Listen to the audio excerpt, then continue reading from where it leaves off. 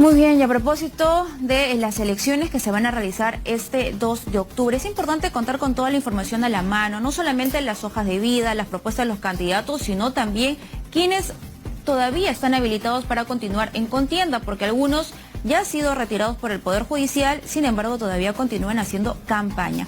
Muy bien, y está con nosotros José Tello, experto en temas electorales. ¿Cómo está? Bienvenido, muy buenos días. Buenos días, Carla, es un gusto. Un gusto también tenerlo en el programa, y quería empezar con lo que acaba de denunciar el Jurado Nacional de Elecciones, estos actos vandálicos que han ocurrido en el Jurado Electoral Especial de Santa Anita, y que nos recuerda un poco lo que sucedió en las elecciones generales, ¿no? Cuando quedó estos dichos que no fueron comprobados de presunto fraude en el tema electoral, y eso de alguna forma es una especie de nubarrón para este proceso que se va a realizar este 2 de octubre. Bueno, la realidad es la de todas las elecciones. El fraude solamente puede ser acreditado si es que hay personeros en los locales de votación. Ese es un trabajo de los partidos y movimientos que están interviniendo en estos comicios. Si ellos no han hecho su trabajo durante 4 años consecutivos, por ejemplo, que hay intervalo entre una elección regional y municipal y la otra, para poder tener gente que milite y que además también el día de la elección defiende el voto, bueno, pues es un tema ya orgánico. Lamentablemente nuestro sistema de partidos políticos tiene una falencia institucional enorme y literalmente son maquinarias electorales que se abren cual mercado persa para postular candidaturas. La verdad es esa. Y durante los 4 años o 5 años, dependiendo del tipo de elección nacional que tengamos, si es una general, una regional y municipal, tenemos simplemente instituciones dormidas que no tienen ningún tipo de actividad, y literalmente eso se ve durante estos procesos, porque quería volver al punto inicial. Nosotros tenemos que entender que para que la elección funcione bien, así como hace un instante hicieron algunas precisiones sobre las facilidades a los miembros de mesa que son fundamentales, tenemos, aparte de los miembros de mesa, a los electores, a los organismos electorales, básicamente la OMPE y el jurado, que son los que intervienen acá, y finalmente a los personeros, que por cada partido o movimiento dan fe que en esa mesa no están ocurriendo cosas extrañas. Para eso se les capacita, para eso se les prepara, y también incluso algunos hasta le dan un estipendio para que vayan ese día y defiendan el voto. Entonces, me parece que este tipo de situaciones de violencia, que yo me solidarizo con lo que ocurrió ahorita con el Jurado Electoral Especial Lima Este, con el Jurado Nacional de Elecciones, porque el vandalismo está proscrito, o sea, eso no puede ocurrir. Hay que estar atentos y vigilantes para que este tipo de situaciones sean detectadas oportunamente y se prevengan. Sería bueno que la policía también, por ejemplo, el Servicio de Inteligencia, vea cómo está funcionando este tipo de cosas, ¿no? Pero más allá de eso, hay una responsabilidad enorme este 2 de octubre de los partidos y movimientos regionales que están participando en estas elecciones con el tema de la personería. Y eso es importante también, ¿no? Porque claro, eso ve qué tan fuerte es un partido político o un movimiento de poder congregar gente, ¿no? Y lo hemos visto y lo seguimos viendo, que a veces estos partidos se unen para postular para un fin en común, luego llega ese fin en común y después de pronto desaparece, ¿no? Y volvemos nuevamente a recabar las firmas y todo el proceso que ya conocemos. Pero con este caso en particular, lo que ha dicho el Jurado Nacional de Elecciones, que los causantes de estos actos vandálicos serían o pertenecerían a un partido político. De comprobarse ello, ¿este partido político recibiría alguna sanción? Evidentemente hablamos de infracciones penales, acá hablamos de un tema que puede terminar en restricción de la libertad para negarse. O sea, esto ya depende del Ministerio Público. Está bien, o sea, el jurado puede tener una tesis del caso, de lo que ha ocurrido, pero la tesis del caso, o sea, el tema penal propiamente lo maneja el Ministerio Público, quien tiene que hacer las pesquisas correspondientes. Además, debe estar haciéndolos ahorita, junto con la Policía Nacional del Perú. Trabajan de manera conjunta y determinan quiénes son estos vándalos que definitivamente tienen que estar tras las rejas, porque este tipo de gente no puede estar ahí. Y sobre todo, porque acá vamos a autores mediatos e inmediatos.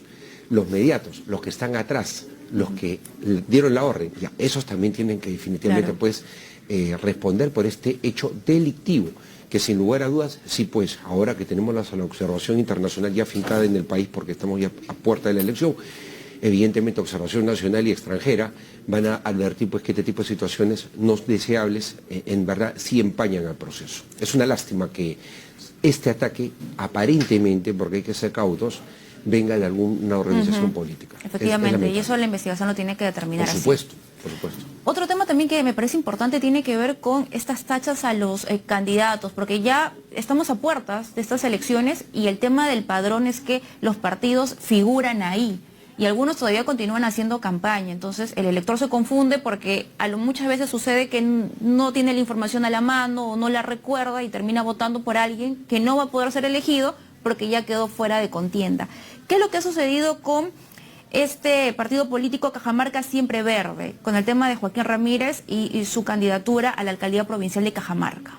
Acá hay una orden judicial, o sea, un mandato judicial que el jurado tiene que evaluar sobre su acatamiento, porque el señor estaba inscrito. Es un caso distinto al de otros candidatos, por ejemplo, que no estaban inscritos, por ende no podían participar y han obtenido medidas cautelares. De esos casos hay varios, por ejemplo el de Milton Jiménez en Puente Piedra. Ahí nosotros vamos a advertir situaciones diferenciadas. ¿Por qué? Porque acá un juez está ordenando que esta persona participe y el jurado electoral especial, con la autonomía que tiene por ley orgánica, está determinando que ya es inejecutable la medida cautelar. Esto, por la tendencia que hay ahorita ya en el criterio marcado del Jurado Nacional de Elecciones, va a ser ratificado, o sea, el jurado no le va a enmendar la plana al jurado electoral especial. En consecuencia, esta persona, por ejemplo, así como otras más, donde los jurados electorales especiales han tenido la misma posición de declarar inejecutables las medidas cautelares, no van a poder postular. Y vemos, por ejemplo, situaciones pues que son contrarias. Hay otros jurados electorales especiales que sí han aceptado y podrían incluirlos tranquilamente. ¿Por qué? Porque están acatando el mandato judicial, indistintamente a que haya, como le digo, una interferencia en este caso de un juez. Ahora, sí debemos tener en cuenta algo. Los casos van variando, porque nosotros podemos advertir en esta situación que aquella persona que no participa en el comicio, literalmente, aunque más adelante tenga un fallo favorable, por ejemplo, le den la razón en el amparo, se lo declaren fundado, ya no podría ser considerado alcalde, porque simplemente el hecho de no participar en los comicios del 2 de octubre, simplemente lo elimina del mapa. Y eso ocurrió en un caso muy concreto, el del señor Guido Íñigo en Villa María del Triunfo. Él, por ejemplo, también quedó fuera de carrera, presentó una acción de amparo, no participó en los comicios, luego se le dio la razón a su acción de amparo, o sea, se le declaró fundada, y igual, o sea, no había participado, no había manera de hacerlo alcalde. Claro. O sea, ese es un daño irreparable que se da justamente, y por eso es que se plantean acciones de amparo y también medidas cautelares. Entonces, hay que ver cómo se va dando esta situación, porque muchos candidatos que han quedado fuera y que son locomotoras electorales, son personas que atraen votación, están al elector lo están llevando a una situación irreal. O sea, se están presentando como candidatos cuando en realidad ellos definitivamente no van a terminar siendo electos alcaldes. Entonces, sí, pues hay una inducción al elector que no está proscrita por la ley. O sea, hay que ser claros acá. Nada le impide que ellos se presenten como candidatos. No hay un mandato expreso que eso no ocurra. Entonces, digamos que es una artimaña política que se puede entender pues dentro del marco normativo, pero que sí el elector tiene que sacar línea si este tipo de actitudes le parecen correctas o no. Porque finalmente, Carla, el elector también pues tiene al final del día el poder absoluto de dar o no dar su voto a una determinada opción política, si se presenta con este tipo, digamos, de artificios, por decirlo de alguna manera. Claro, son esos vacíos que permiten utilizar los candidatos a su favor, también como el tema de que un candidato que ha sido alcalde, por ejemplo, lo hemos visto incluso creo que en Chorrillos, ha sido alcalde por muchos años, luego, como ya no puede reelegirse, su hijo toma la posta y luego el padre, y así como esos casos hemos visto, como si fuera una especie de sucesión monárquica. Entonces, ¿debería eso mejorarse? ¿Debería eso tal vez aclararse para evitar estos vicios o estas sacadas de vuelta a la ley? Te digo una cosa, ahí hay que tener bastante sobriedad, porque el proceso legislativo tiene que ser un proceso pensado en el Perú completo. Por ejemplo, cuando salió la no reelección en el año 2015, o sea, el impedimento de reelección inmediata para alcaldes, gobernadores y vicegobernadores, es importante resaltar que el peruano no demostraba un patrón reeleccionista.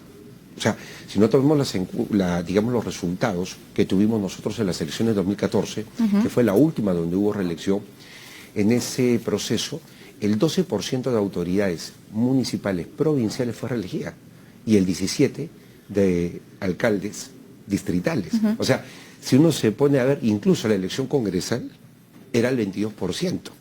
Sacando la línea, no es que tenga un patrón reeleccionista. Entonces nosotros vamos a advertir acá que en su momento, como ocurrió hacia el año 2015, hay un debate candente en torno a determinados casos emblemáticos.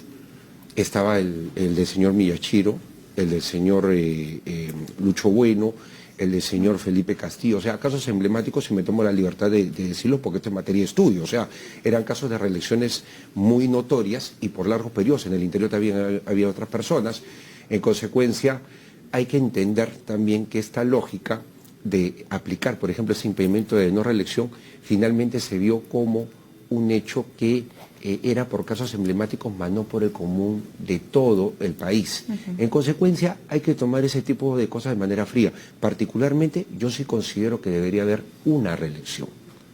O sea, una, para que tampoco esto no sea indefinido, una reelección. Y debería analizarse... Reelección inmediata. Claro, una reelección inmediata, sí, gracias por la precisión.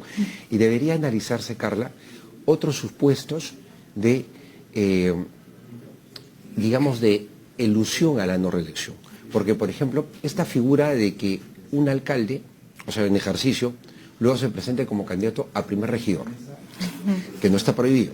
Esta figura de la postulación de familiares directos, los hijos, la esposa, no, en fin. Esta figura de postular a un funcionario también, que evidentemente es como si postulase el alcalde en ejercicio, una reelección. O sea, este tipo de situaciones tienen que ser previstas porque el peruano promedio, y tenemos ese defecto lamentablemente, vamos mucho bajo la lógica que echa la leche a la trampa. O sea, siempre el adagio que está por ahí, pero ahí está la cosa. O sea, siempre somos hábiles en sacarle la vuelta a la norma y generar figuras, pues, extrañas, que al final, pues, evidentemente se ven grotescas incluso, pero no son ilegales. Entonces, crear normas para que después sean burladas, me parece que es el problema de una norma restrictiva, porque estamos hablando de un impedimento de reelección, es una norma restrictiva, pero me parece no bien dada. ¿Por qué?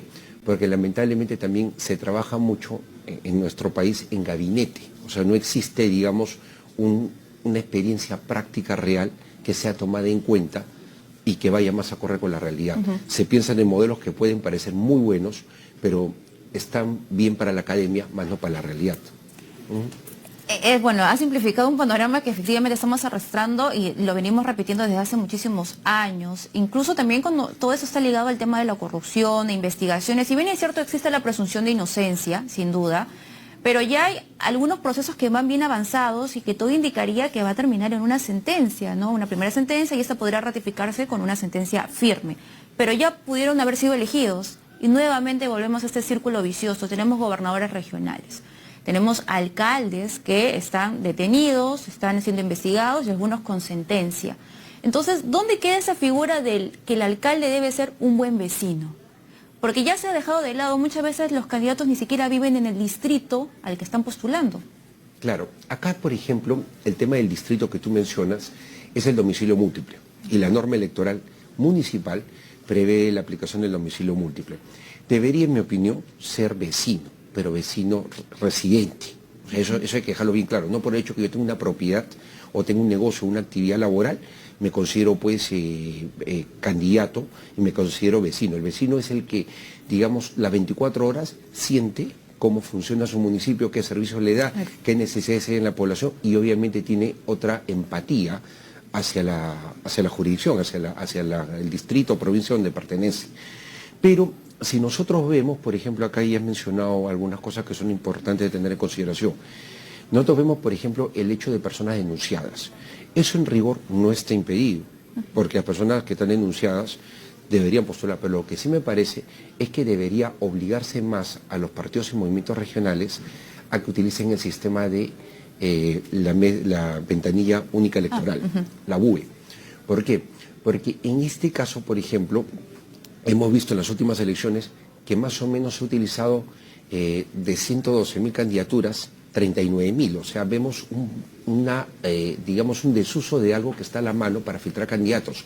Me parece que los partidos y movimientos no pueden desdecirse con que luego los sorprendieron, pues no, o sea, eso no va con la realidad. O sea, lo que acabo de evidenciar en las internas, por si acaso tengo estos números de las elecciones internas pasadas, da cuenta pues de que no lo filtran porque no les conviene filtrarlo, pues porque van a encontrar cosas. Entonces, acá sí me parece que la norma debería prever una obligatoriedad y si bien no habría un impedimento para que las personas con denuncias puedan postular, sí el partido tiene que ser, o el partido o el movimiento tiene que ser muy transparente en que estas personas sí tienen procesos en curso y que eventualmente pues será el elector quien tome la última palabra.